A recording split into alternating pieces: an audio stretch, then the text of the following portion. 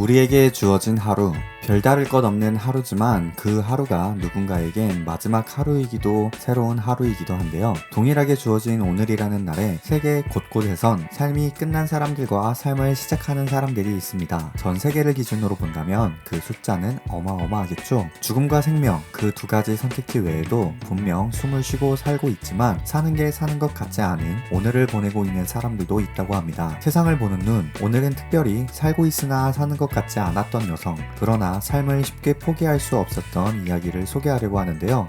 여자로서 생명을 잉태하고 낳을 수 있는 건 꽤 경이로운 일이라고 생각하지만 그 과정은 쉽지 않고 또 다른 과제를 안겨준다는 걸 느끼게 된 이야기입니다. 그 일본 여성의 스토리 안에는 어떤 경험들이 있었던 걸까요? 안녕하세요. 저는 일본에서 간호사로 근무 중인 미호라고 합니다. 저에게 지난 2년은 참 많은 변화를 겪은 시간들이었는데요. 그 시간들을 통해 저의 오늘과 내일에게도 큰 영향을 주게 되었어요. 이야기를 어디서 전해야 할지 두서가 없더라도 이해 부탁드립니다. 무엇보다 가장 감사한 부분에 대해 언급을 하고 제 이야기를 이어가고 싶어요. 사실 일본이라는 나라에서 의료계에서 근무를 하며 은연중에 한국을 무시했던 부분들이 많습니다.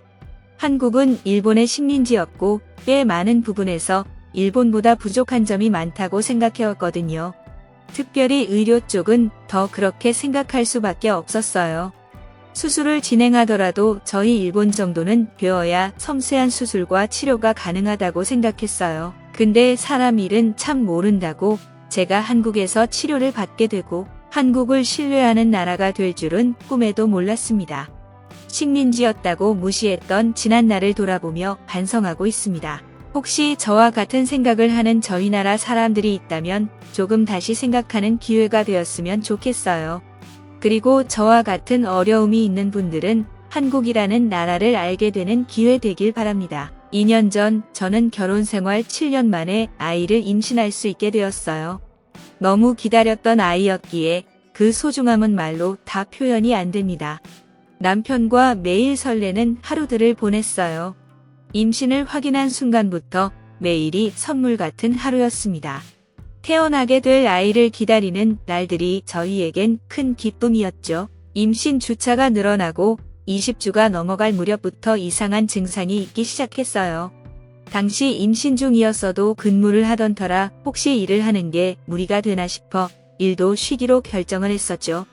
다리가 저려오고 서 있을 때 허리가 너무 아파서 아직 배가 많이 안 불렀는데 몸이 조금 예민한가 보다 정도로만 생각했어요. 그리고 주변 간호사 동료분들도 임신하면 몸에 워낙 많은 변화가 찾아오니 일단은 일을 쉬는 게 낫겠다고 격려해 주셨고 몸조리 잘하라고 하셔서 그 뒤로 집에서 더 조심하면서 지냈네요. 하루가 다르게 몸의 변화를 느끼며 임신 중반에서 출산을 앞두고 있었어요. 자리에 앉았다가 일어날 때면 허리가 아파서 고민이 많았는데요. 그래도 곧 출산이니까 천사 같은 우리 아이를 만날 생각에 그 시간을 견뎠습니다. 임신 중 갖게 된 증상들은 임신이라는 특별한 상황이 있다 보니 생길 수 있는 증상이라고 여겼고 무리가 되지 않는 선에서 임산부 운동도 조금씩 하고 있었어요. 그렇게 두근거리는 아이와의 만남의 날이 되었어요. 아직도 그날을 잊을 수가 없네요. 임신 기간 중에 허리가 불편했던 거 말고는 음식도 잘 먹고 잘 지냈기에 아이가 태어나는 날이 더 설레었던 것 같아요. 눈, 코, 입은 누구를 닮고 얼마나 소중할지 어서 제 손으로 그 아이를 품에 안아보고 싶었네요. 출산을 앞두고 병원의 안내에 따라 분만실에 들어가게 되었어요. 겁이 많은 편이었지만 주변에 이미 출산 리얼 스토리를 들었던 터라 호흡을 가다듬고 출산에 임했어요. 그런데 계속 허리가 저릿하더라고요. 의사 선생님께 말씀을 드렸지만 별다른 조치가 없었어요. 경부가 열리고 출산에 임박했는데 제가 너무 큰 고통을 호소하고 아이는 나오지 않아서 결국 급하게 수술로 변경이 되었어요. 예상과는 다르게 수술로 아이를 만나게 되었지만 그래도 만날 수 있다는 게 저에겐 감격이었죠. 마취에서 깨서 남편에게 아이의 소식을 물었어요.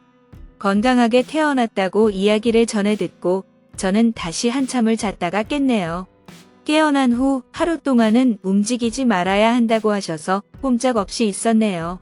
그렇게 갑작스레 진행된 제왕절개로 6박 7일간의 입원을 하게 되었어요.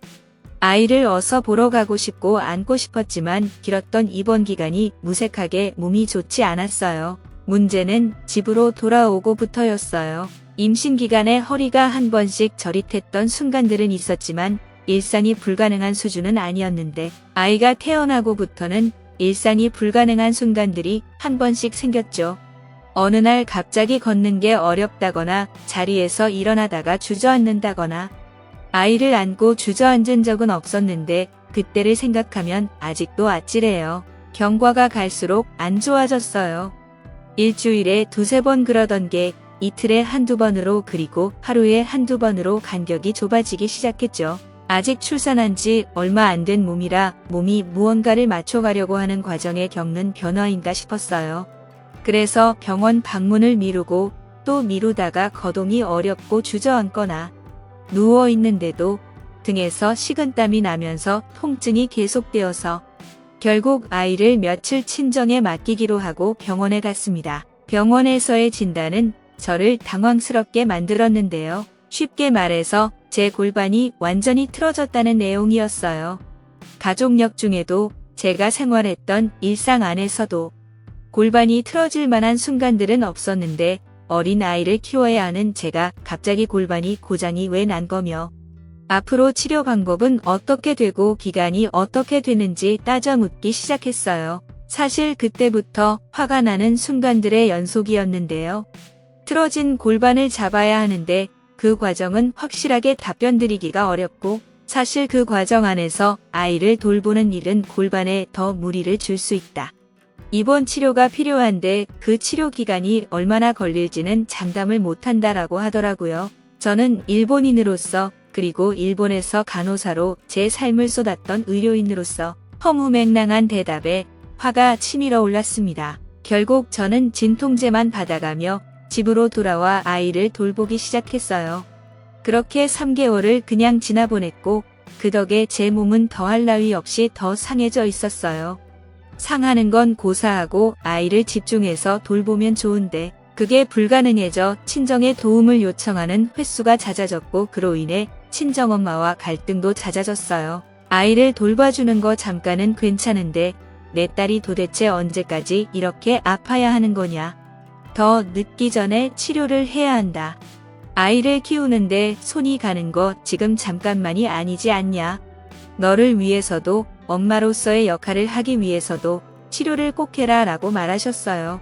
저는 그날 엄청 울었어요. 저를 위해서도 엄마로서의 역할을 하기 위해서도 라는 말에 말이죠. 맞아요.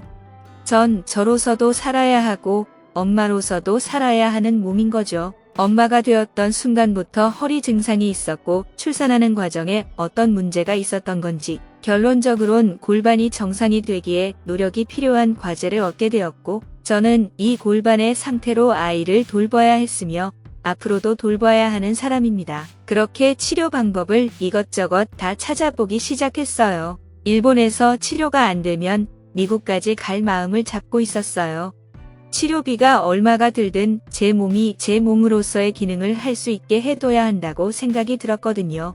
각 세계에서 골반과 관련된 논문도 찾아서 읽어보고 친한 간호사 동료들과 의사 선생님들에게 자문을 구하면서 세계 각국에서 이와 관련된 의료기술이 가장 발달된 나라가 어디인지 물색하기 시작했어요. 그런데 사실 딱 맞는 의료기술은 여기다 하는 나라가 없었어요. 어디를 가든 확신 없는 도전 같은 느낌이었죠. 그렇게 고민을 하던 찰나에 간호사 선배 언니의 연락을 받았어요. 미호, 소식 들었어. 몸이 아파서 어떡해? 너무 힘들겠다. 그래도 어서 나아야지. 아이도 잘하고 있고 잘하는 아이도 중요하지만 미호가 중요하니까. 내가 최근에 만났던 한국인 환자분이 있는데 그분은 한국에서 척추 치료를 꽤 오래 받다가 일본 일정으로 잠깐 들어와 계시는 분이라고 하더라고. 일본에서 직접적인 치료를 원하셨던 건 아니고 일정이 짧지만 만일의 경우를 대비해서 사진이랑 찍을 겸 오셨다고. 그분이 한국에서 거동이 안 되었다가 거동을 다시 하게 된 분이셨는데 한국에 이와 관련된 유명한 치료 기법이 있대. 한번 한국 쪽도 열어두고 알아보면 더 좋을 것 같아. 그 말에 저는 터무니없다라는 생각이 들었죠. 제가 간호사로 근무하면서 한국을 얼마나 무시했는지는 선배 언니도 잘 알거든요. 그런데도 저에게 이 연락을 했다는 건 언니도 제가 얼마나 절실한지 알고 있는 터라 근거 없는 이야기는 아닐 거다라는 생각이 들었어요. 그렇게 알아보기 시작했고 알게 된 치료 기법이 한국에서의 추나 치료라는 치료 기법이었어요. 추나 치료는 치료사 선생님을 잘 만나야 되겠다라는 생각이 들더라고요. 일본에 비슷한 치료를 하는 병원이 있는지 알아봤지만 신뢰가 가지 않았어요. 그래서 남편과 고심 끝에 한국에 들어가 치료를 받아보기로 했어요. 저와 아이 그리고 엄마까지 한국에 들어가기로 했어요. 치료 기간이 얼마나 걸릴지 모르고 아이와 너무 오랜 시간을 떨어져 있기엔 부담스러운 부분들이 많아서 일단 친정 엄마에게 부탁해서 같이 한국에 들어가는 것으로 했죠. 그 당시 아이가 100일이 넘어가는 시점이었어요. 그 작은 아이를 데리고 한국이라는 낯선 나라에 갔네요. 남편이 준비를 미리 잘 해주어서 한국에서 치료를 받게 될 병원 인근의 호텔에서 단기간 머무르고 그 이후 상황은 조율하기로 했죠. 첫 추나 치료는 충격적이었어요. 사람의 손으로 사람의 몸을 다시 맞추는 게 가능한 일인가 싶을 정도로 몸이 제자리를 찾기 위해 발버둥하는 듯한 통증들이 느껴졌네요. 추나 치료는 한국에서 임산부들도 출산 후에 많이 받는다고 해요. 임신과 출산 후에는 체형이 많이 바뀌어 있다 보니 목과 허리 통증을 갖게 된다는데요. 임신 중에 배가 부르고 무게 중심이 아무래도 앞으로 많이 쏠리게 되고 올바른 자세가 불가능하게 되면서 골반이 앞쪽으로 많이 기울게 된대요. 그 자세가 되면 사람들은 본능적으로 등을 뒤로 더 굽게 되고 목은 앞으로 뻗으면서 몸이 그 상태로 많이 굳어지게 된다고 하네요. 주기를 정하고 추나 치료를 받으러 다녔어요.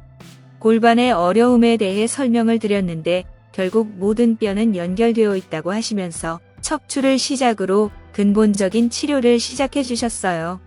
생각보다 치료 기간이 길어지기 시작했어요. 그런데 놀랍게도 증상이 조금씩 줄어들기 시작했죠. 처음 증상이 나타나던 주기들이 다시 역순으로 되면서 빈도수가 줄었는데요.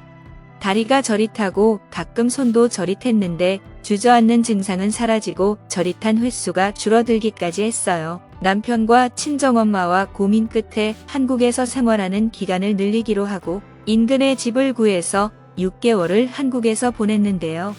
실제로 제 뼈들은 많이 제자리를 찾게 되었고 많이 큰 아이와 함께 일본으로 돌아올 수 있게 되었어요. 100일간 넘은 아이와 낯선 나라에서의 생활은 막막했는데 치료를 갈 때 가끔 아이와 동행할 때면 병원 관계자분들이 어찌나 귀여워해주며 반겨주시는지 더군다나 여러 바이러스에 아이가 노출되면 안 된다며 따로 대기할 수 있도록 빈 공간을 내어주시기도 하고 기저귀도 본인들이 버려주겠다며 받아주시고 그러더라고요. 그때 경험한 한국을 잊을 수가 없고 그동안 한국을 무시했던 제가 부끄럽기 짝이 없습니다. 아무쪼록 그때 저를 치료해준 추나 치료 선생님께 감사드리고요. 지금은 정기적으로 한국에 방문하며 치료 계획을 잡고 있어요. 몸이 많이 회복은 했지만 저번처럼 또 뒤틀리는 일이 없어야 했어요. 친정엄마도 오랫동안 아팠던 어깨 관련된 치료를 받을 겸 같이 한 번씩 한국에 가네요. 한국이라는 나라 꽤 따뜻하고 기술도 뛰어난 나라였어요. 아이를 키울 수 있는 엄마로 그리고 제 자신으로 살아갈 수 있게 도와주셔서 진심으로 감사합니다. 네, 오늘 스토리 기다렸던 새로운 생명과의 소중한 만남이 어쩌면 내 인생을 더 어둡게 만들어버린 터닝포인트가 될 뻔했던 상황이었네요. 좋은 치료사분을 만나 치료를 하고 새 생명을 기리는 데 가장 건강한 몸으로 회복하셨다니 참 다행입니다. 오늘 스토리와 관련된 베스트 댓글 한번 살펴볼까요? 아가야, 너를 품는 순간부터 엄마는 많은 책임을 같이 품게 된단다. 소중한 우리 아가, 멋진 세상에서 가장 건강한 엄마와 아빠와 행복하자. 허리와 골반 통증 겪어본 사람으로서 공감이 됩니다. 치료가 잘 되셨다니 다행이에요. 추나 치료, 새로운 치료법 정보 얻게 되어 감사합니다. 낯선 땅 한국, 낯선 치료를 견뎌낸 엄마의 힘은 위대합니다. 새로운 생명을 맞이하는 일은 언제나 설레지만 그 과정이 낯선 건 매한가지인 듯합니다. 낯설지만 다가온 생명의 소중함 앞에 그간에 본인이 쌓아둔 어떤 가치나 사고는 내려놓고 아이를 생각하며 시간들을 견뎌낸 일본인 여성분에게도 격려의 박수를 보내드리고 싶네요. 그리고 일제강점기에 실제로 한의사들이 많은 핍박을 받았음에도 불구하고 나라의 고유한 것을 지켜내며 꾸준한 연구로 지금의 치료를 이어온 일에 감사합니다. 많은 어려움을 겪고 있는 분들에게 또 다른 내일을 선물해 줄 수 있기를 바랍니다. 구독과 좋아요는 세계의 많은 이야기를 그리고 세상을 보는 더 따뜻한 마음과 눈을 여러분들에게 선물합니다. 감사합니다.